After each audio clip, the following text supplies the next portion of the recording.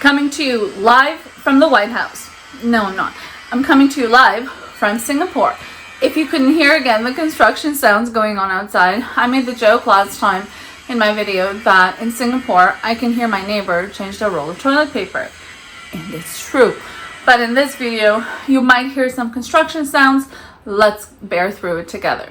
So as the title suggests, this video talks about why Singapore is so luxurious. As an avid world traveler, I thought it would be a good idea to put this video together and share some of my insights living in Singapore now for about a month. And we came to live in Singapore through very unforeseen circumstances. We were actually set to live in Indonesia for a few months, but unfortunately something really unsavory took place there, and I'll be talking about that in a video probably a few months down the road. Let's return to the concept, to the main point of this video, and that is discussing why Singapore is such a lovely lovely place to live in, lovely country. However, this being a luxury channel, which also has the second theme of value-driven conversations running through it, I really wanted to talk about Singapore from that perspective. And my answer may or may not surprise you, depending on your own, perceptions of the world. Singapore is luxurious because of the infrastructures in Singapore. It is possible, and what do I mean by that?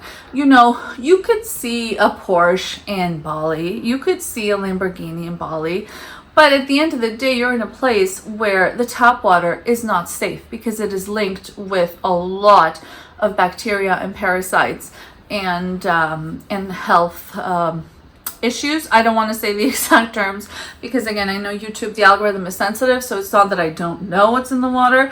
I just don't know if I can say what's in the water.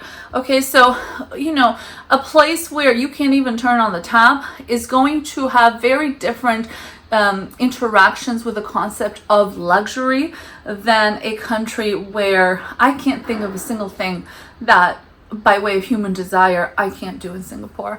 So again, the infrastructures in Singapore are pretty up there, to the point where the expression second to none might even apply. And I would definitely say Singapore is probably right now top 5 countries in the world in terms of quality of living, in terms of standard of living.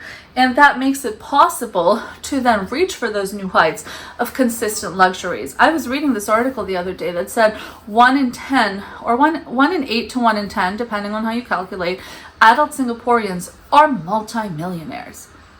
Of course, now there's some correlation versus causation. There's going to be millionaires that are coming here, pouring their money here because they choose to be in the safety of Singapore and all that. And then there's going to be Singaporeans themselves that are self-made millionaires because the infrastructures in place facilitated that.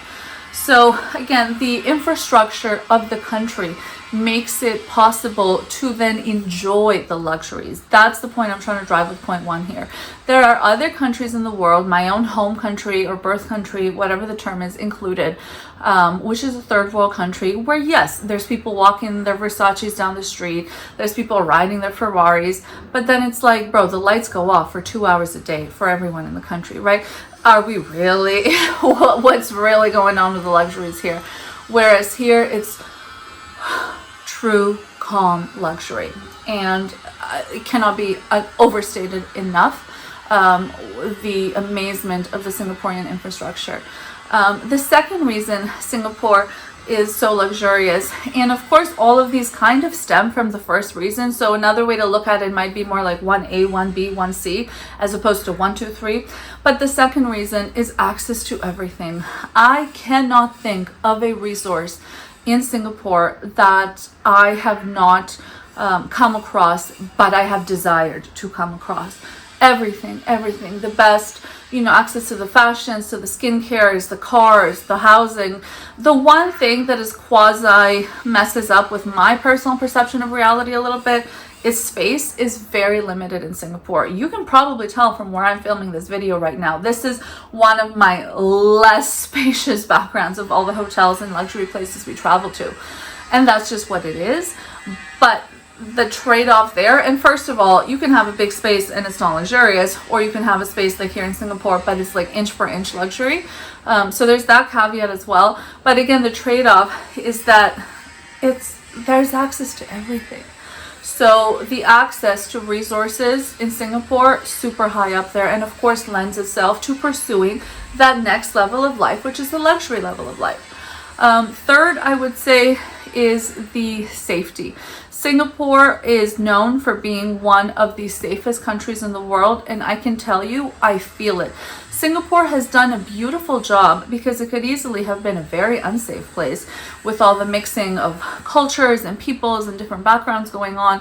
That's not an easy job to do. There's a lot of countries suffering around the world right now because they have not struck that balance.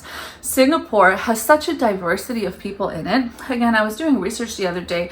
I thought, walking around, like I see a lot of, how do we put it, non-Singaporeans, myself included. So I don't say that in a bad way. I say, the people are sticking out like I'm sticking out. And with a population of around 6 million in the country, I thought, do you think they could have maybe 1 million foreigners here? It was 2 million followers is what Google said. But, as far as brief research goes, it wasn't legal level research. 2 million followers, foreigners. 2 million followers is what we should get this channel up to. So feel free to click subscribe. But 2 million foreigners, 1 in 3 individuals are not from here, are not citizens, however you want to interpret that term, right? And yet all working together harmoniously, cameras everywhere, sound recordings everywhere. How, that is of course going to make me, as a tourist, as a human, as a woman, as a this, as a that, of course it's going to make me more likely to spend luxury level dollars here, because I'm calm. The animal, I always think, returning to first principles is a topic we learned in my first year of law school in contract law. And I always try to return to first principles in terms of the world of nature. People are animals, right? It's the species, the Homo sapiens species. As a species, I feel we, as with many other animals out there, we're a lot more likely to be our best, feel our best when we have safety, when we have calmness. And the safety in Singapore, I don't take it for granted. I think it's the third time now I say as a lawyer, but that's for a reason. That's ingrained in my life. I don't take it for granted because I know that there are still unalivings happening in Singapore every year. One just happened. It was on the news while we were here, actually. So I know there's the worst things you can think of are still happening here, but at a much lesser, much more abnormality rate as opposed to the norm. And again, you feel the safety overall. It is a much safer place than most other countries in the world. And that is going to, because this country is giving me its best, it's going to make me want to give it my best in return. In terms of, again, spending those luxury dollars. And the more I want luxury, the more the country gives back the luxury, creates more luxury infrastructures. It's that positive feedback loop. The last thing I'll talk about, for the purpose of not having the video be a 3-hour documentary.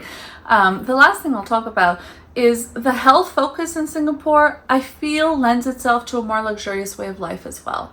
Not necessarily in the weird, I could do without the ice bath studios. I could do without the spin cycles. I'm not that kind of, I don't enjoy like workouts in a box. I feel like that's counterintuitive. I enjoy like physical health pursuit in terms of interactions in a natural way, like humans can walk, humans can run, humans have been swimming since the dawn of time, whereas like sitting there in a hamster wheel cycling feels to me weird. So I don't do that kind of stuff. That's not what I'm getting to. But 80% of health, I think a lot of people would agree, is diet based, is food based. The foods in Singapore, and it would have been so easy, the foods here would be so much cheaper if they were sourcing them from the guy just down under, which is Indonesia, or just below them, which is Indonesia. But in Indonesia, with the health and safety, I won't say really lacking in case that sends people off, but really lacking in comparison to Singapore. I haven't seen a single grocery here from Indonesia. They're bringing them from Australia, they're bringing them from Europe, they're bringing them from places with equally as high, if not in some arenas, higher metrics. So the food here that you're putting in your mouth is some of the best in the world. And unfortunately, because humans have a way of bastardizing everything and not everyone gets to eat that level of healthy, safe food, I have to qualify that as a luxury. When you come to a luxury channel, if you're new here, if this is your first time, you might have thought I'd be talking about, you know, Cartier and Chanel. But I always say, somebody that came from nothing to somebody in like Flint, Michigan, luxury is going to be clean drinking water. So I have that life perspective to be able to say and stand by my position that the food and the health e-food in Singapore, that scene, is a complete and total luxury. And again, positive feedback loop. That's going to make me feel my best. It's going to make me be a better visitor, citizen for those that are citizens. The country's then going to appreciate that and give you more in return. And we're just racing to the top, which of course is going to come with greater luxuries. I want to thank you for watching this video. In case you were waiting for me to say like cleanliness, again, because of perspective of how much I've traveled, I will give you the caveat that I don't think Singapore is the cleanest country I've been to. So for that reason, I always keep it authentic. I didn't mention it. I do think I saw higher, at least visual signals of cleanliness when I visited the Middle East last year. Here, I do see garbage on all the streets I walk in. I'm not talking about piles of garbage. Like, again, we have the Indonesia PTSD going on, so I'm mentioning Indonesia. I'm not talking about piles. But there's like, you know, bottle caps. There's the same pair of underwear I've walked past now for like 3 weeks walking here. Like there is garbage out there on the streets. In the Middle East, nothing. I lived there for months. I did not see a piece of garbage. So I'll give you that as well in case you're waiting to be like, when is she going to mention how clean it is? I'm not. But thank you so much for watching this video. This is going to be the perfect channel for you if you want to, you know, up your knowledge, up your experience, up your intake of luxury conversations. We post twice a week here, but also having the real life, like, back to earth. Okay. Thanks again for watching. I'll see you on the next one. We post twice a week here.